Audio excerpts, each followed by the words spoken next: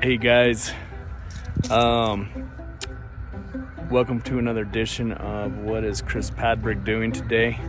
And today it's pretty cool. I'm actually down here in Mexico with the family, and we're visiting this winery. It's called Santa Elena, and it's outside of Aguascalientes, Mexico, which is central Mexico, where Lily's family's from. And we found a winery out here, and I learned a whole bunch.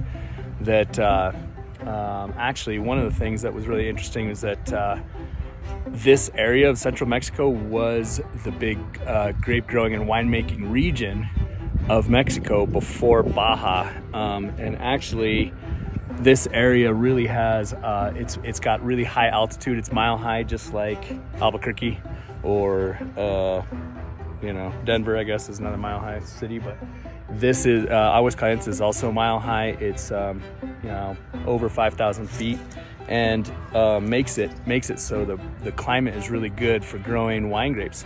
So they've grown wine grapes here for a really long time. Before, they used them to make rum, brandy, and then they stopped using the grapes for making brandy. They changed the rules so they didn't even have to use wine grapes anymore.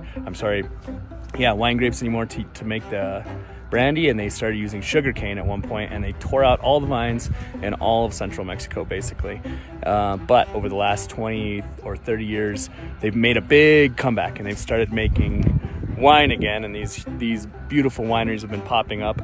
And I'm out in the vineyard here, in back of Santa Elena Winery here, and I'm at one of their vineyards that they just planted. They're calling this 4 years old, and they've got about an acre and a half or two out here, and all the plants are dormant, as you can see, and they have a very similar setup that we have. They've got these rows here about 8 feet apart. They've got plants about every 6 feet or so. We have ours about every 4 feet. They got it here on a drip irrigation system as well. And they've got some wonderful Nebbiolo growing here, actually. And it looks like it's growing really slow, like our plants grow in Dixon, which is another similarity. It takes a lot of time here in the high altitude desert, like they have down here as well. But it does get cold enough here to where they can go dormant. So seeing them here dormant like this is really, really nice. It means that they can make quality wine from these grapes. Be one of the reasons why that would be possible. And we just did a winery tour. This winery back here is that you could see back behind me. There's a restaurant on the backside here. My family is back there eating, about to get some grinds in.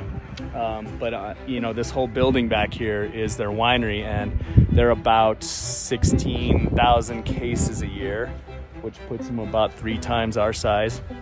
And state of the art winery. They really have some wonderful equipment. They've got cement tanks. They've got stainless, of course, a bunch of stainless tanks. Only French oak barrels are they using, just like us. They had some amphoras, which I thought was pretty cool that they're aging in. That's just like the Greeks and the Romans used to do. So I was interested in checking that out and seeing all that. It was pretty cool. So I will attach some photos to this of inside their winery as well, and that is what Chris Padberg is doing today. Cheers, guys. Talk to you.